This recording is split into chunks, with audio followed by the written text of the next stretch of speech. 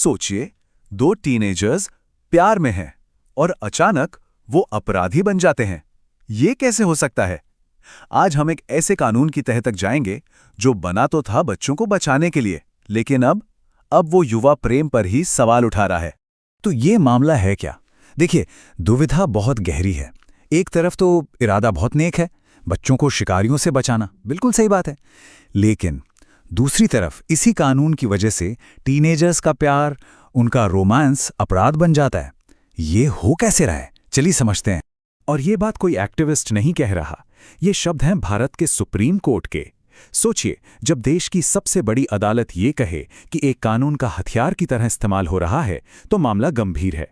इसका मतलब साफ है, जो कानून एक ढाल की तरह बनाया गया था, उसे अब कुछ लोग तलवार की तरह इस्तेमाल कर रहे हैं। और निशाना कौन बन रहा है? युवा जोड़े। अब जरा इन आंकड़ों पर नजर डालिए। ये सच में चौंकाने वाले हैं। मतलब पॉक्सो एक्ट के तहत जितने भी केस दर्ज होते हैं, उनमें से हर 4 में से 1 केस यौन शोषण का है ही नहीं। वो असल में टीनेजर्स के बीच सहमति से बने रिश्ते का मामला होता है। और ये मामले आते कहाँ से हैं? ज्यादातर मामलों में परिवार वाले रिश्ते से खुश नहीं होते और वो इस कानून का सहारा ले लेते हैं। तो सवाल उठता है कि भाई ये कानून इतना सख्त है क्यों? इसमें जरा भी नरमी क्यों नहीं है? इसको समझने के लिए हमें थोड़ा सा पीछे जाना होगा, इसके इतिहास को देखना होगा। और ये जानना काफी दिलचस्प है कि सहमति की उम्र हमेशा से 18 साल नहीं थी। नहीं, दशकों तक ये 16 साल हुआ करती थी। ये जो बड़ा बदलाव आया, ये 2012 में पॉक्सो एक्ट के आने के बाद हुआ और बस यहीं से पूरा खेल बदल गया। ये एक बहुत बड़ा टर्निंग पॉइंट था। देखिए, कानून इस मामले में कोई कंफ्यूजन नहीं छोड़ता, एकदम क्लियर है। अगर कोई 18 साल से एक दिन भी कम है तो कानून की नज़र में वो बच्चा है, बात खत्म। और ये परिभाषा इतनी सख्त रखी ही इसलिए गई थी ताकि बच्चों को किसी भी तरह के शोषण से बचाया जा सके। और यहीं आके इस कानून की असली सख्ती सामने आती है।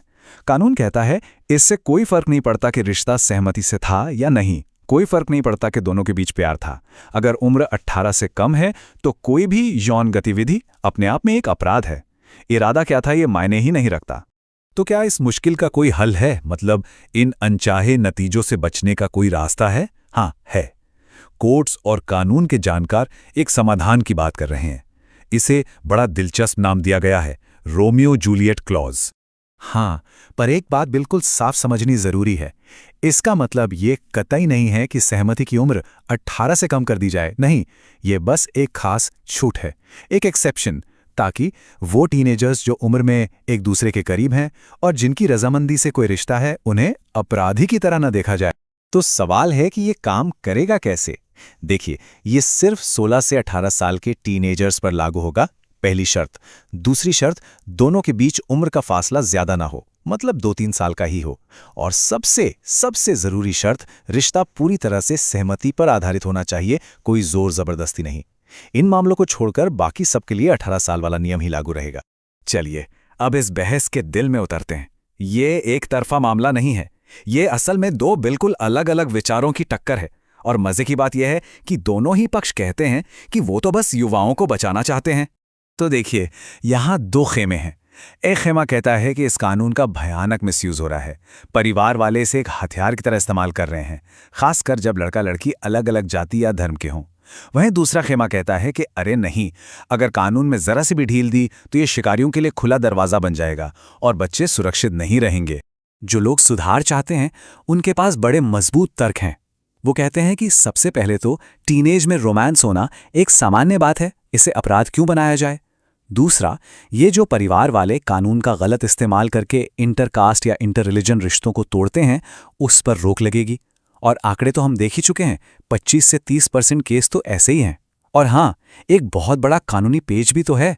सोचिए, हमारा एक कानून कहता है कि 16 साल का बच्चा अगर कोई गंभीर अपराध करे तो उस पर वयस्क की तरह केस चल सकता है, और दूसरा कानून कहता है कि वही 16 साल का बच्चा एक रिश्ते के लिए सहमति तक नहीं दे सकता। ये कैसा विरोधाभास है। लेकिन जो लोग इस बदलाव के खिलाफ हैं, उनकी चिंताएं भी नजरअंदाज नहीं की जा सकती।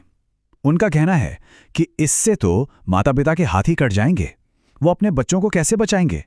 उन्हें डर है कि शिकारी लोग इसी कानूनी खामी का फायदा उठाएंगे। और एक और बड़ा डर है कि कहीं ये बाल विवाह को पिछले दरवाजे से कानूनी मान्यता न दे दे। और ये जो लाइन है ना, ये इस पूरी बहस को एक सांस्कृतिक नज़र देती है। लक्ष्मण रेखा मतलब एक ऐसी पवित्र सीमा जिसे लांघना मना है। इस तर्क के हिसाब से 18 साल की उम्र सिर्फ एक नंबर नहीं है, ये हमारे समाज का एक नैतिक स्टैंडर्ड है, एक सभ्यता की सीमा है। तो सवाल ये है कि क्या सिर्फ भारत ही इस कश्मकश में है या दुनिया के दूसरे देश भी इस मुश्किल से गुजरे हैं? चलिए देखते हैं कि दूसरे देशों ने सुरक्षा और स्वतंत्रता के बीच ये संतुलन कैसे साधा है। जब हम दुनिया भर में नज़र दौड़ाते हैं तो एक पैटर्न साफ दिखता है। कनाडा हो, जर्मनी हो, फिलीपींस हो या फिर अमेरिका के कई राज्य, इन सब जगहों पर करीबी उम्र की छूट का कोई ना कोई प्रावधान है। इससे एक बात तो साफ हो जाती है, भारत का जो इतना सख्त कानून है वो दुनिया में एक नियम नहीं बल्कि एक अपवाद है। तो इस पूरी बातचीत के बाद हम कहाँ आकर खड़े हैं? सच तो ये है कि भारत आज एक बहुत ही मुश्किल दोराहे पर खड़ा है। तो आज की स्थिति क्या है? देखिए, एक तरफ हमारी अदालतें हैं, सुप्रीम कोर्ट और कई हाई कोर्ट्स, जो बार बार सुधार की तरफ इशारा कर रही हैं, और दूसरी तरफ सरकार है जो बहुत संभल कर कदम रख रही है। सरकार का कहना है कि बच्चों की सुरक्षा से कोई समझौता नहीं हो सकता। तो ये एक तरह का गतिरोध बन गया है। तो अंत में हम इसी एक बड़े सवाल पर आकर रुक जाते हैं। एक समाज वो बारीक सी लकीर कहाँ खींचे? वो लकीर जो बचपन को बचाने और जवानी को अपराध बनने देने के बीच होती है। ये एक ऐसा सवाल है जिसका जवाब भारत को जल्द ही ढूंढना होगा।